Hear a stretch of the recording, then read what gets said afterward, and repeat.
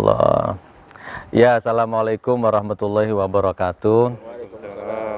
Alhamdulillahirabbil alamin. Saudaraku, ketemu lagi dalam suasana yang santai dan insya Allah hari ini menarik kontennya ya, benar-benar menarik.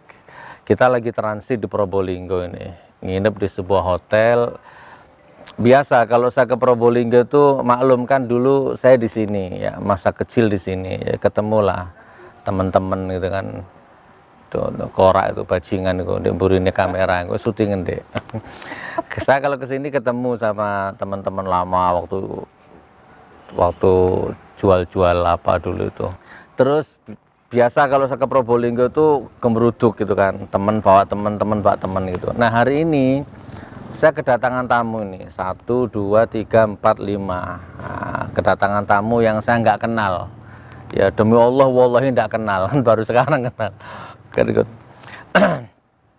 Nah ini beliau ini yang dua ini security di kampus apa namanya, Universitas Pancamarga. Oh ini tukuli bangunan, ini sopir angkot, sampean apa security juga. Nah terus ini awas pecah kamerae. Nah ini ya jenenge Munib. Jadi gini teman, kita lagi ngobrol masalah ngalor ngidul, akhirnya berujung ke tenaga dalam. Iseng-iseng bahas konten-konten YouTube tenaga dalam. Jadi di YouTube itu kan banyak sekali konten video ya, apapun motifnya itu terserah sebenarnya, hidup orang kan masing-masing ya. Cuman gini maksudnya, mau tenaga dalam mau tenaga luar terserah. Cuman kalau pakai, saya kan ngerti itu settingan, kan aku paham itu settingan asli itu saya paham. Nah yang kadang yang saya takut dosa itu kalau saya diem, settingan ya, modus tapi pakai casing agamawan. Nah, itu sing aku kadang-kadang ganggu kepikiranku. Gini loh maksudnya, praktek tenaga dalam tapi settingan gitu kan, bohong, modus, terus pakai surban, kalungan tasbih, terus baca ayat kan gitu kan, innama amruhu idza arada syai'an ayyaqula lahu kun fayakun. Puas ngantem apa gitu, jebol gitu, ngantem orang-orangnya mental gitu kan. Itu kan bohong, itu kan modus, tapi yang dibaca ayat. Nah itu kan bahaya itu. Terus lebih-lebih nanti setelah pasca acara itu selesai, itu biasanya loh ya, saya paham dunia itu, nanti di belakang itu kan tujuannya kan bangun pamor, bangun konsep, bangun nilai lah istilahnya, supaya banyak tamunya kan gitu ujung-ujungnya. Nah, nanti di belakang layar mulai banyak tamu, ya orang-orang yang dangkal akidahnya, orang-orang yang lemah sugestinya datang ke sana, akhirnya minta sikep, minta jimat, dikasih batu akik, maharnya 2 juta, belinya di pasar Turi 10.000, belinya ke Munib. Ini Munib ini jualan akik dulu. Mulai 1.000 didol 1 juta, kan gitu kan saudaraku. Apapun alasannya tuh nggak baik, apalagi terus punya pesantren gitu kan, ya ujung-ujungnya ya cari dana buat pesantren. Nggak masalah sebenarnya, tolong jangan tersinggung ya, jangan, kita hanya meluruskan aja ya. Nebus keris gitu kan, nebus keris 3 juta, atau gini bahasanya, udah tukar semen 10 sak buat pesantren misalkan. Bagi saya kalau mau nyumbang pesantren, beli semennya 10 sak, nggak usah pakai keris-keris, kecuali keris itu ada unsur budaya boleh. Ingat loh ya, jangan sepotong-potong ya, lihat videoku ya. Aku tuh orang yang termasuk menyayangi budaya. Saya suka keris, barang-barang yang unik, tapi sekedar unsur budaya. Tapi kalau sudah unsur syirik, unsur musyrik, ya kan, ini keris harus dikasih makan, kalau nggak makan kelaparan, itu kan sudah nalarnya kan beda, ya kan. Tapi kalau budaya apa memang ada yoninya, yoni yang tidak sampai menggeser akidah, nggak masalah. Ada burung perkutut harganya sampai 2 miliar kan, oh no ya biyen ya perkutut ya kan, nggak masalah kalau memang hobi seneng yo. Tapi kalau disangkut paut sama hal-hal yang mistis gitu tuh kan 2 miliar, mending bangunnya bangun pesantren atau panti asuhan daripada beli perkutut. Wes ya, oke, biar nggak bertele-tele, kurang lebih begitu ya. Nah sekarang poin kedua, di YouTube itu banyak ngantem mental, datang ke rumahnya dukun, dukunnya diajak ngobrol baik-baik, terus tiba-tiba perang ilmu, dukunnya kalah gitu kan. Terus apa, bawa Al-Quran gitu kan. Ya, sebenarnya mungkin unsurnya dakwah maksudnya, tapi nggak seperti itulah gitu loh maksud saya. Paham nggak maksudnya? Paham nggak? Oke, sekarang gini, tak kasih dua, biar nggak bertele-tele, tak kasih dua prinsip ilmu tenaga dalam. Lo jusnya taruh mana nih? Mejanya di sana. Ya udah, biar diatur sama orangnya. Tak kasih prinsip ya. Perhatikan ini catat, masukkan. Jadi tenaga dalam itu ada. Sudah ya, catat ya, ada.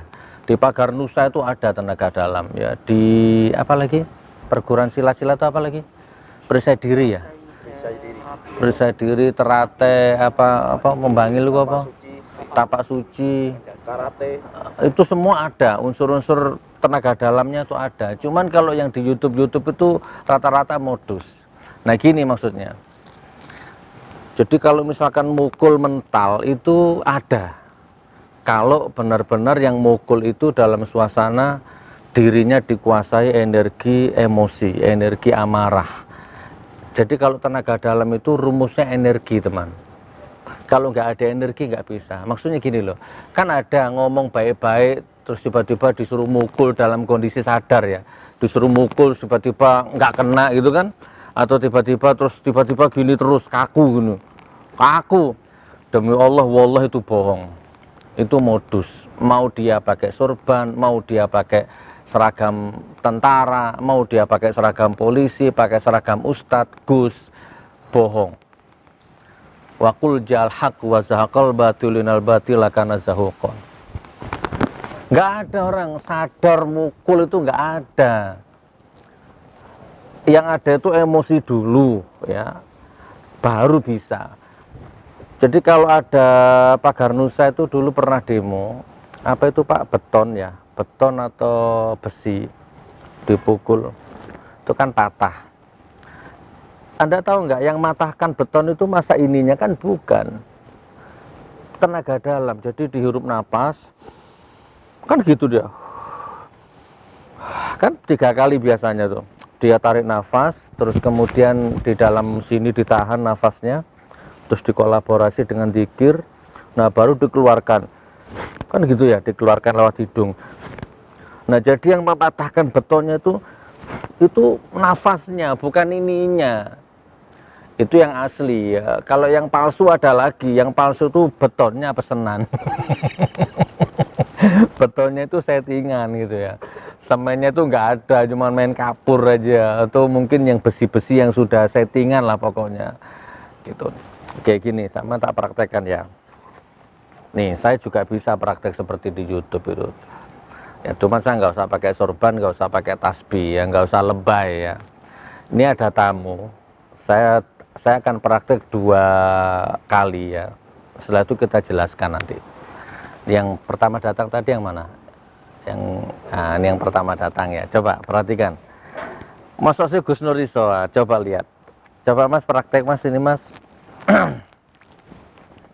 Kalau cuman praktek ya, perhatikan kameranya di situ biar enggak silo, enggak flashback. Satu-satu ya. Oke. Sudah? Oke ya. Sama siapa namanya? Relax, santai ya. Ini berapa? Ini? 4. Ini? 5. Sadar. Namanya Herman. Saya akan menyalurkan tenaga dalam nih. Tak bentengi diri saya. Saya yakin Herman nggak mungkin bisa mukul saya kalau sudah begini. Nggak percaya? Coba buktikan. Pukul Mas sekuat-kuatnya, coba. 1, 2, 3, pukul. Lagi. Pon. Ayo sampean sini.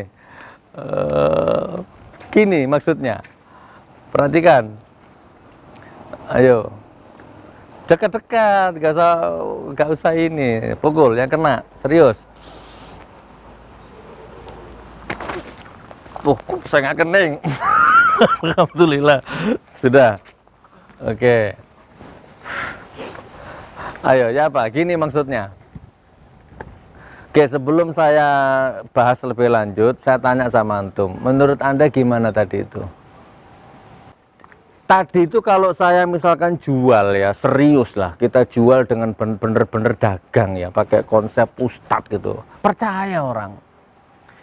Padahal tadi itu settingan. Nah, coba sini mas, Siapa namanya? Herman. Settingan. Jadi sebelum saya mulai tak suruh pura-pura dulu, nanti kalau mukul jangan kena. Settingan. Nah, ini juga settingan. Nah, coba suruh mukul beneran ya jebol gitu kan. Apa sih dunia ini? Dunia ini kan panggung sandiwara. Nggih, monggo diatur pun. Oke, enggak apa-apa Mas Herman, duduk sudah. Ini kosong Mas. Ya udah di situ pun. Oke, poin pertama, nggak ada dalam kondisi sadar terus mukul nggak kena itu nggak ada teman. Itu rumusnya, simpan dulu di pikiranmu, simpan. Kalau mau tak sadarkan, kalau nggak mau terserah. Mau pakai baju polisi, mau pakai baju tentara, mau pakai baju ulama, mau pakai baju sorban kalung 7 sampai sorban ngerangkep ke tanah. Kalau dalam kondisi sadar, mukul ndak kena, itu bohong. Nggak percaya, panggil saya mukul nanti. Ada? Ayo panggil saya. Kalau ada orang praktek seperti itu, panggil saya mukul nanti. Kalau dalam kondisi sadar. Tapi kalau dalam kondisi emosi, baru berfungsi itu energi tenaga dalam itu. Oke, sekarang saya akan praktek yang asli. Kalau tadi itu settingan, sekarang yang asli. Nah, kalau yang asli saya minta tolong Bapak yang sudah dewasa.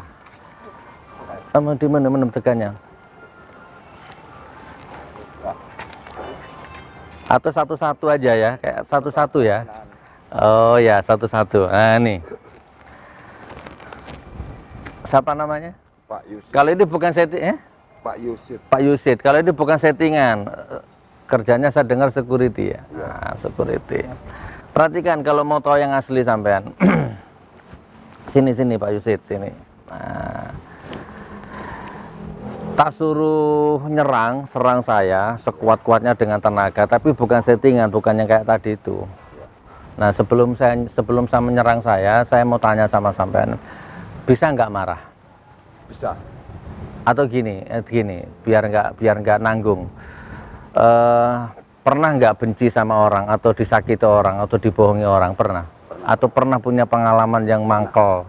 Bahkan barusan kemarin, saya bermasalah kemarin. Kemarin? Iya. Masalah apa? Masalah saya mau garap sawah, mau lewat nggak boleh sama tetangga. Saya marahnya montok gitu. Bahasa jaya saya mendatangkan mesin berapa itu? Oh, kemarin katanya punya masalah dengan tetangganya, masalah sawah, mau garap sawah nggak boleh lewat. Oh, itu tapi sampai sekarang masih marah? Masih marah. Boleh ya, anggap saya ini orang yang kemarin bikin Saman marah itu ya. Ya. Tak kasih waktu 1 menit, 2 menit, bangun dulu marahnya ya. Saya hanya butuh sedikit aja, pokoknya kalau sudah marah bisa insya Allah ya. Coba 1 menit, 2 menit. Saya belum lihat marah dulu, marah emosi, bayangkan. Lihat saya, bayangkan. Nanti saya salurkan tenaga dalamnya ya. Saya baca ayat dalam hati. Kurang marah. Saya belum merasakan. Bisa marah? Bisa? Oke, sudah mangkel. Kurang, tambah lagi. Atau apalah, tangannya gini-gini kan, biar marah. Coba. Coba. Serius ya? Oke. Marah? Bisa? Serang saya? Serang saya?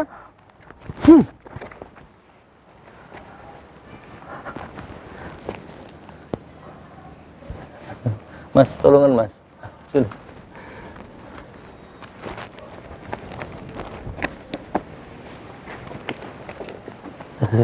Anu direfleksi. Ini mas, ini mas. Ini mas.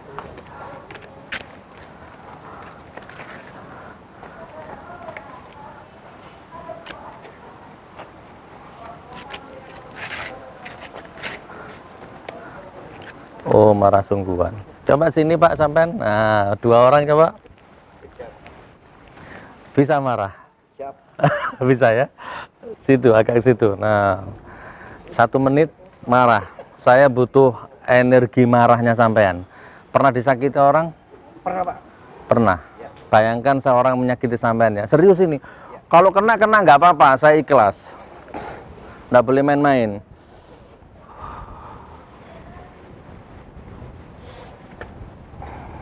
Pukul.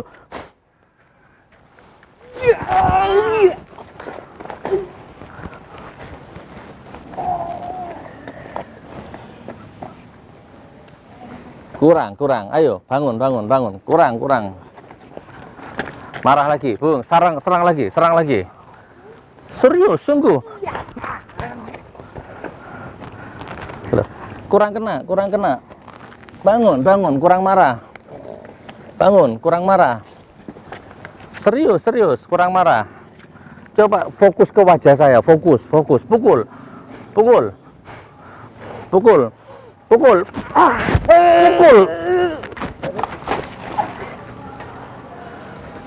Tolong. Tulungan. Masya Allah.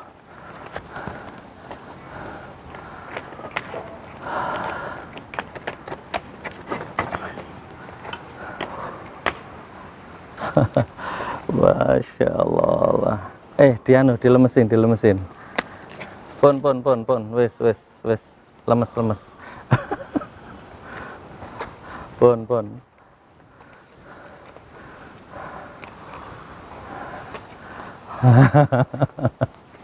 Masya Allah. Lemes. Relax.